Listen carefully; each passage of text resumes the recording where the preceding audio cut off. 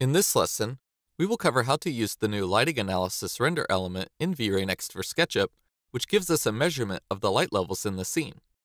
To start, let's first open up the Asset Editor, and in the right-hand flyout menu, head to the Denoiser settings.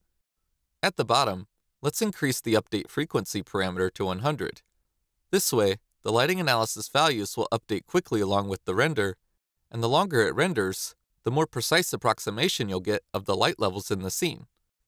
Next, let's right-click on the Render Layers tab and add the lighting analysis render element. In its parameters, let's also switch the display mode over to Grid Overlay, which positions distinct grid points over the frame. Now we can start an interactive render, and then from the Render Layers dropdown in the VFB, select the lighting analysis. During interactive rendering, the lighting analysis will display an approximation of the lighting to give you a quick preview. But if you want the most accurate results possible, we would recommend doing a production render using high settings. As the render preview loads, you'll see right away that the values keep changing. This is because V-Ray is still cleaning up the image. As the render becomes cleaner, the results from the lighting analysis become more accurate. Now, at the moment, these measurement points are a bit too spaced out.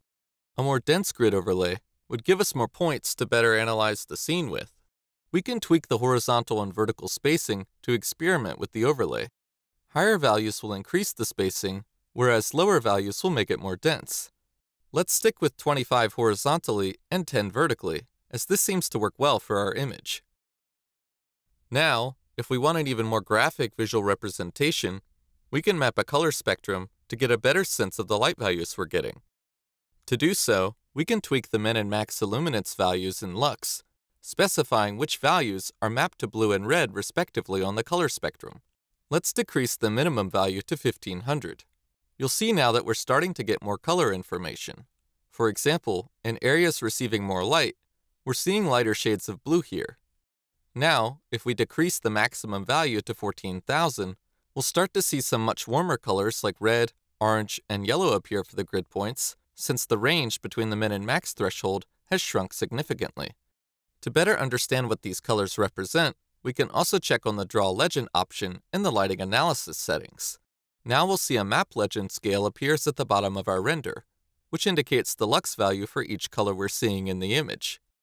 We can also use that scale to visualize our lux values in a color gradient, which works on a per pixel basis. To do so, simply switch the display mode to false colors, which gives us a nice visual of the light levels in our scene. Let's give this a moment to render out the image now, so we can get even more accurate results.